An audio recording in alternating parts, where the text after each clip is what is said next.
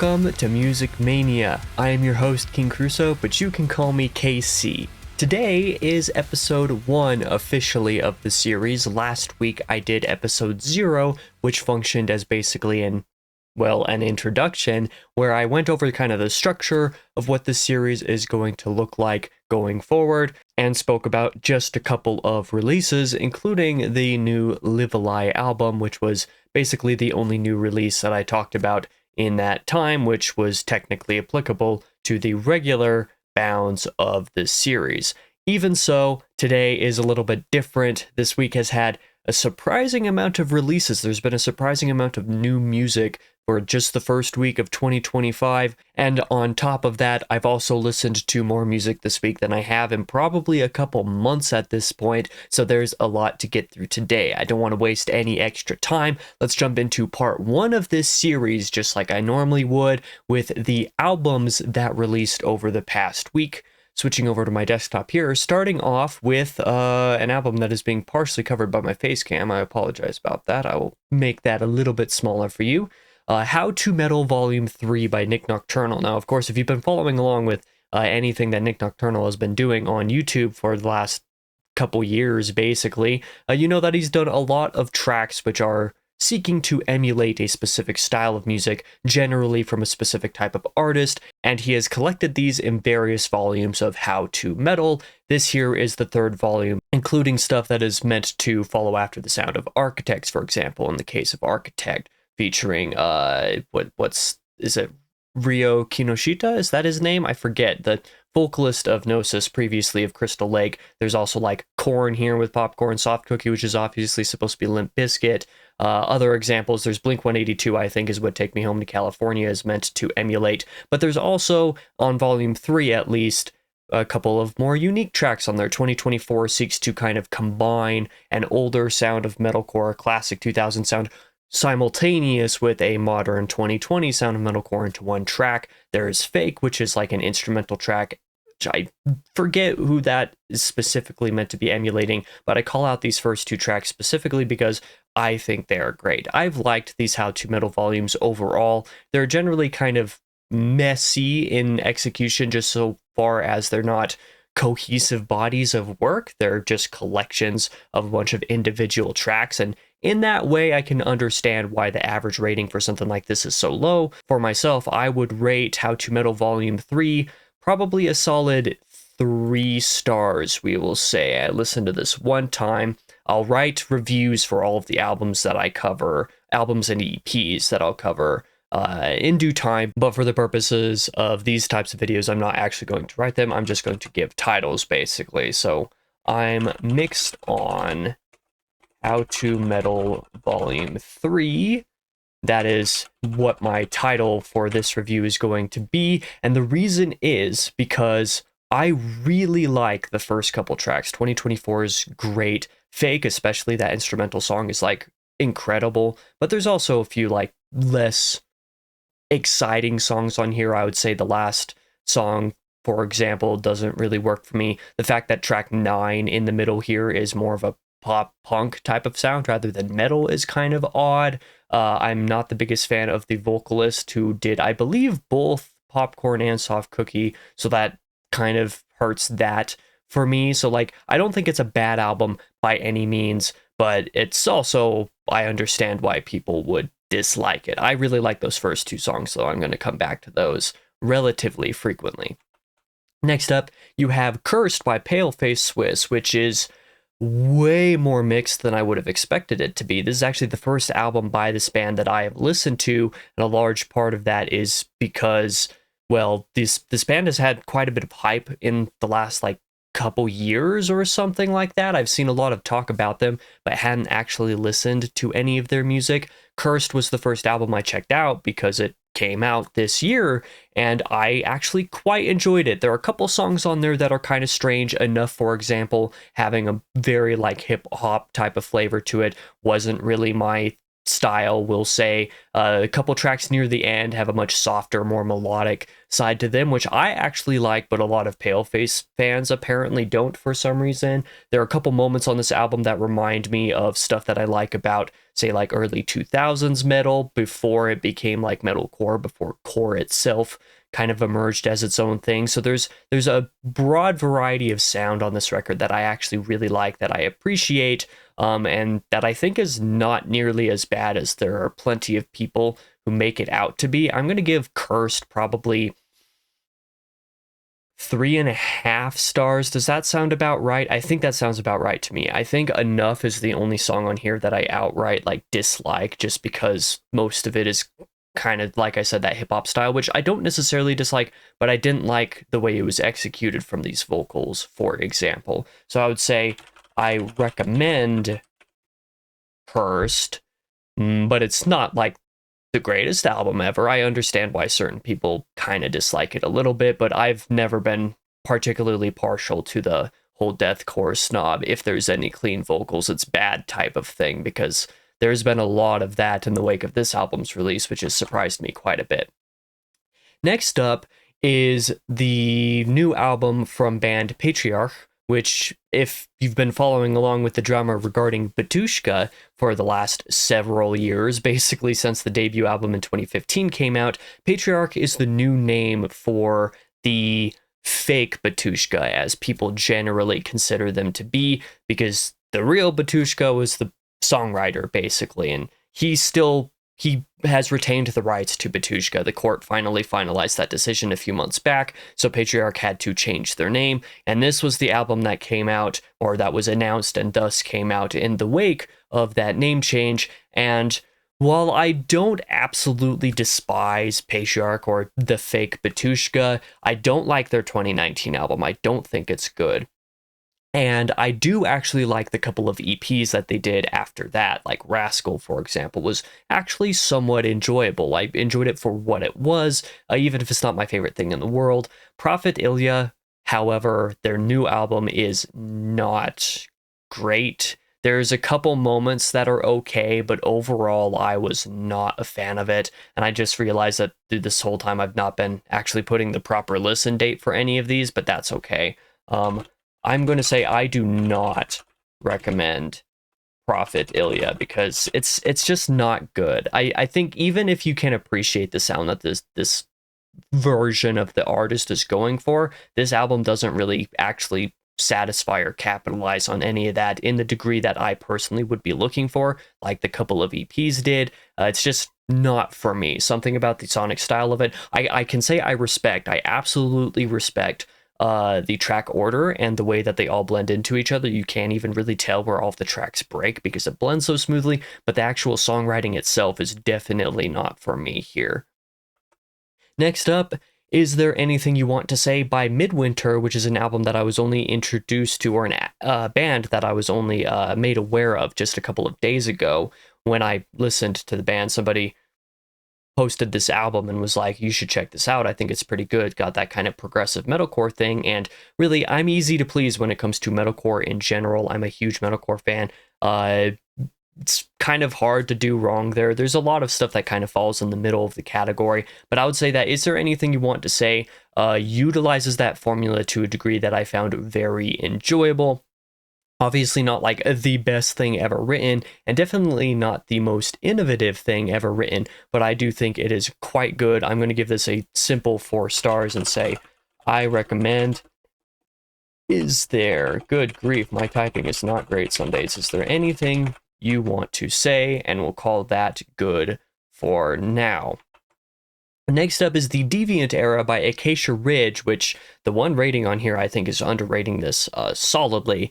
And I think the reason for that is this album, this band, at least what I've listened to from this band, which is basically just this album, the soundscape here is really, really interesting. It's kind of diverse and unique. If you take what you might expect from something like, say, Tremonti, the not solo side project, but the side project from Mark Tremonti, where he doesn't just do songwriting, but where he's actually the vocalist as well. There's a lot of vocal melodies on this album that are kind of reminiscent of that particular style of metal, without like losing entirely the influence that like some core and alt metal kind of exists for the record. I think it's a really interesting and diverse soundscape, and I really enjoyed it for that reason. I'm going to give it like 3.5 stars. I think the way that I listened, or when I listened to this album this morning, I'll say, I think my rating would have been closer to 3 stars than 3.5.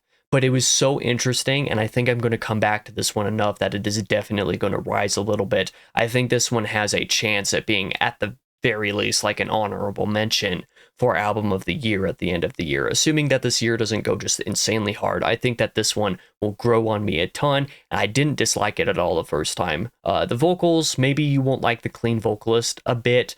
Maybe the clean vocals are a little bit overused for something that feels like it should be a little bit more metalcore-ish, but honestly, I don't mind. I really liked the diversity of the sound on this record, and so that is the rating that I give it. Next up, we are moving into the singles because there were no new EPs released over the last year. The Browning released a cover of Blue Dabba Dee, and while it was super interesting listening to this because I didn't really realize just how much that Blue Dabba Dee, this is the original song by Eiffel 65, if I'm not mistaken there, how much the song actually incorporates like certain electronic elements and melodies that really, really suit the Browning's musical style, which is fun. But the execution, I think, on this cover wasn't exactly for me entirely. I think it was a fun and enjoyable cover. But I don't think I recommend Blue Dabba Dee cover by the Browning. Like I said, it's kind of a fun and interesting new take on kind of that style, I suppose, but it's not necessarily my thing. I'm never going to listen to this track again, for example. If I were to listen to Blue Dabba Dee, I would listen to the original over the cover. That is where I sit with that, even though it is fun that they decided to cover the song because it makes sense for the Browning's kind of formula.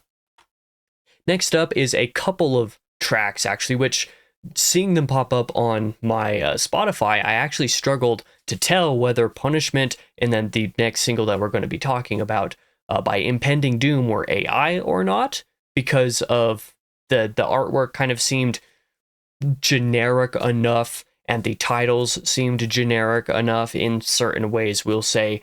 And the track lengths were so short. I was like, are these more of those like AI fakes that have been being uploaded to a lot of core artists the last year or something like that? I couldn't tell, so I actually had to look up whether Impending Doom had announced these couple of songs or anything like that before actually listening to them, because of course I don't want to listen to cheap AI fake nonsense and give those people money because they're abusing the system that like streaming platforms utilize. But it turns out these two tracks are real, and I would say that Punishment is an okay song. I enjoyed it, I guess, for what it is. I'm not going to put any titles, and I'm not going to write reviews for most singles. In fact, I should probably take that title off the Blue Dabba Dee cover, because I'm not going to write reviews for singles. It'd just be too much to write every week. In fact, with how many albums came out this week, there's too much to write anyway.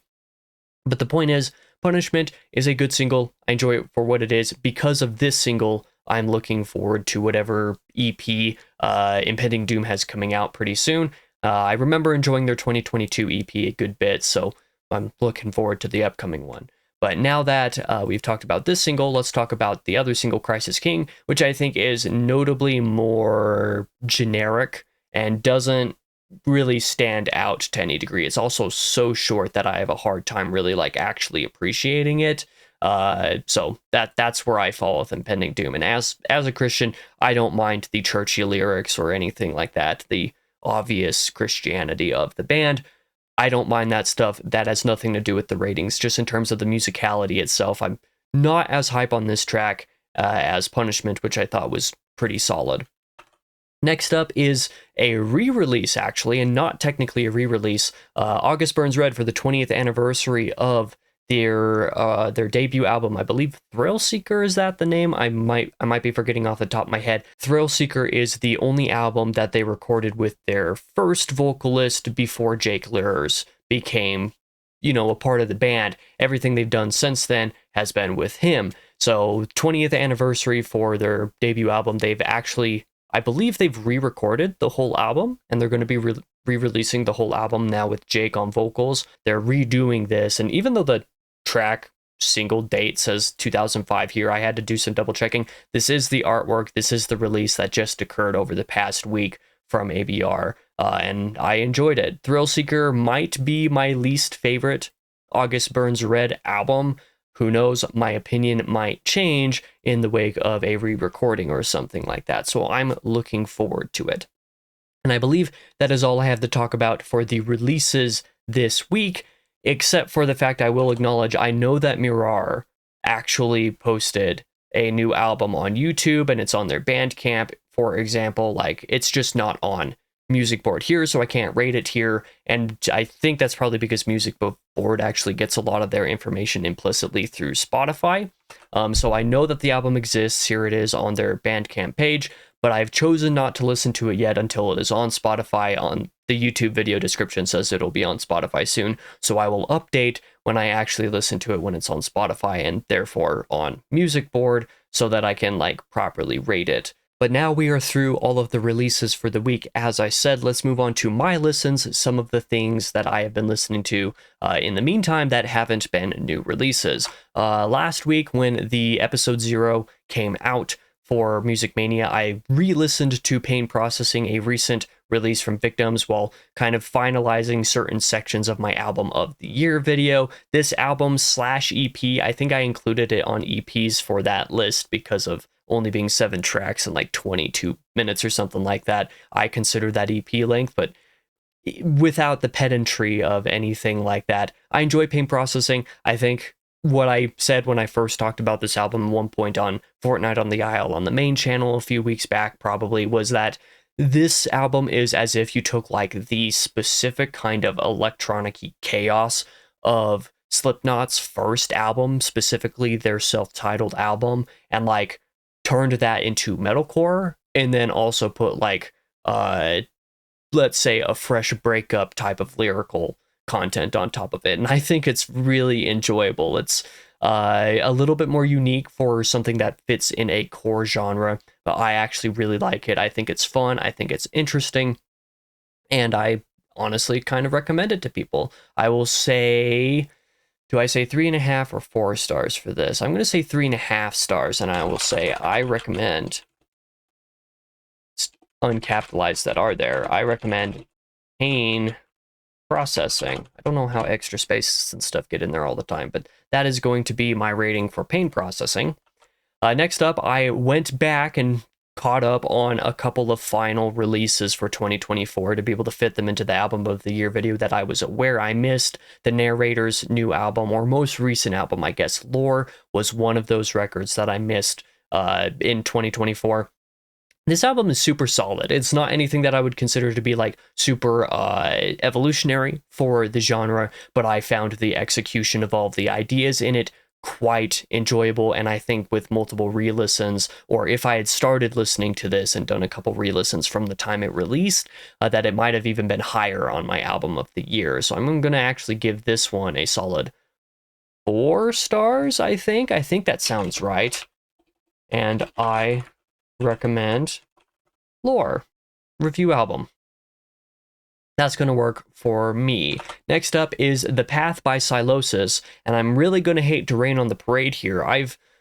For some reason, Silosis doesn't fully click for me. I'm not entirely sure why. I remember watching an online show, A Light or a Distant Mirror, that Trivium put on back in 2020. So obviously during quarantine when they did that kind of online live show type of thing. I believe, if I'm not mistaken, was Silosis the band that opened for them for that sort of online show? That might be where I became aware of them, but I don't actually remember off the top of my head if that's the case. If so, I remember enjoying the band's performance in that setting, but all of the music that I've listened to from them hasn't fully clicked for me. Their most recent album, which I think was in 2023. I don't remember if I even finished that album, and I wasn't super hype on this EP either. I'm going to say I don't, good grief, I don't recommend The Path. Like I said, I hate to rain on people's parade in this case, but something about the path and Silosis in general doesn't really click for me. And I was hoping that this one would, because one of the riffs from this EP features on like Nick Nocturnal's basically riff of the year video that he did, where he plays a bunch of riffs, and like the riff that he picked from this EP sounded really cool, but overall the soundscape just isn't for me. I don't think Silosis is a band for me, unfortunately. Next up is one of my favorite singles from 2024. In fact, you'll definitely see that on the Album of the Year video. It mentioned at the very least, and She Was Beautiful is fantastic. I think this is one of, if not Before I Turn's best song. Maybe Claustrophobic is still the best song, but And She Was Beautiful is super, super solid, even after their 2024 album that they released, which itself is nearly short enough to be an EP.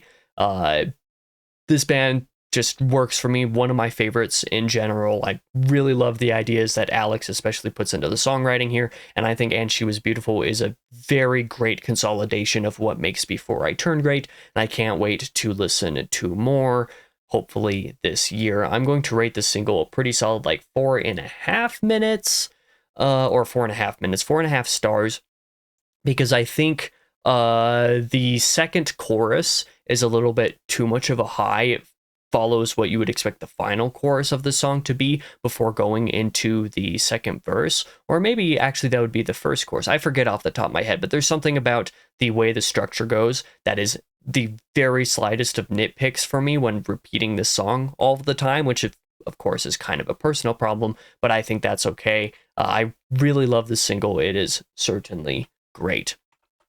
Next up is Omni by The Browning, which is their most recent album. I've got to say, The Browning is definitely a band that I really, really, really enjoy. I've, of course, listened to this album a couple times. I re-listened to it to make sure that its placement on my Album of the Year list made sense, because something about it seemed off, but then re-listening made sense. I think the only thing that I dislike about Omni, to be completely honest, is just the fact that it's a little short. All of the other Browning albums up to this point have been like 40 to 50 minutes long. This one was like not even a half hour long, so something about that just felt wrong to me. Of course, like it doesn't wear out its welcome, and that of course is a great thing. I loved all of the singles, and the album itself is really great. But the fact that 2 of the songs are like a minute long and that are obviously just like intro / interlude type of things kind of holds it back just a little bit. I think it is a solid album, but it is not the most memorable in the Brownings catalog either. Next up is Searching for Solace by The Ghost Inside, which I think is a little bit underrated on this platform. I mean, 3 out of 5 is not a bad average rating at this point, but Searching for Solace is one of my favorite albums of 2024. I re-listened to it to make sure that I knew where its placement was correct. Of course, I'm hoping to get that album up on the second or that video, the Album of the Year video, up this month on the second channel here. Not 100% sure if that's going to happen. I'm going to try my best to make sure that it does, but Searching for Solace, re-listening to this week, solidified for absolute certain that I really, really enjoy this record. That's all that I'm going to say about it for now, because what else I have to say about it is going to feature in the Album of the Year video for certain. I highly recommend Searching for Solace. I suppose I should add one thing, actually. I think the reason why this album has a lot of, like, you know, middle-of-the-road reviews on this platform specifically is because Searching for Solace is definitely not an evolution of metalcore. This is just the essence of metalcore through and through, which is a lot of what I really like about it. It doesn't do anything to really push the envelope, but it utilizes all of everything that the last, like, decade, basically the last decade and a half of this genre has to offer, and consolidated all that into one very solid release. That is my general opinion of Searching for Solace. Next up is Onironaut by Wide Eyes. Wide Eyes is one of my favorite bands solely just because of their instrumental work.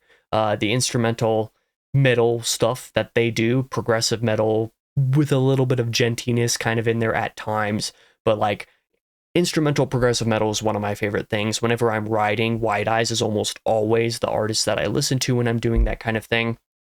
And Onironaut, their most recent album, is one of my favorite albums of all time. In fact, I re-listened to this while finishing writing up like the album of the year video and stuff like that just this past Thursday. This record is great, 20 tracks. It is 2 hours long. It is phenomenal. Really, if you enjoy instrumental music and if you enjoy metal, I think that Wide Eyes is going to be something that you enjoy. This is going to be my first 5-star that I've ever done on Musicboard up to this point. A lot of the times I put stuff at 4.5 stars because I want 5 stars to really stand out.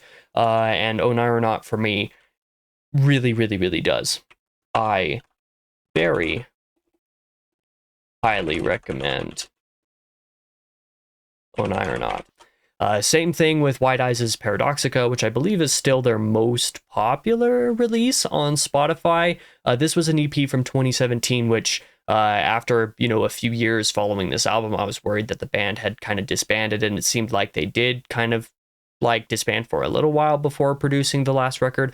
I really hope they have more stuff, because between the brighter soundscape of Paradoxica and the more like darker mood of Oneironaut and the way that these kind of like complement each other, you just make for an absolutely brilliant EP as well. I also very highly recommend Paradoxica. Paradoxica. Is that how that's spelled? It is. Okay, cool. Review EP. Paradoxica is fantastic. Oneironaut is fantastic. Wide Eyes in general is fantastic, and I highly recommend everybody give them a listen. Finally, we're moving into With or Without by If I Were You, which was, I think, the very first release of 2024 that I listened to. It's been out for like a year at this point. And again, this will feature in the Album of the Year video that I post hopefully later this month. I'm going to say I highly recommend With or Without, and it'll be a surprise to see where both this and Searching for Solace end up on that list if you're just watching this video. The Garden of Existence, I believe, is the final... Yes, it is the final release that I'm going to be talking about this week, Garden of Existence by Wydek. And Wydek is another example of instrumental music that I really enjoy. His earlier stuff is a little bit heavier as he's kind of gone on. It's become a little bit more vibey in the way that it is, but there's genty elements. There's still the progressive metal elements in his music. I think The Garden of Existence is supremely under-listened to as far as his music goes. In fact, I actually kind of worry about this guy a little bit. He had an album that I think was supposed to come out in 2022, and then he had it rescheduled to 2023, and I don't think he's updated on that at all anywhere. So I'm actually really kind of worried about that, because I was really excited for a new album. This guy's one of my favorites, and I definitely recommend that you check him out as well. If you like something that is more vibey in general, Wydek is probably going to be a little bit more enjoyable for you than Wide Eyes. Wide Eyes is definitely a little bit more outright metal, whereas Wydek, but especially Garden of Existence, is more that kind of vibey, ethereal type of instrumental music. It's a little bit easier to relax to the Garden of Existence for me than it is to relax to Wide Eyes, for example.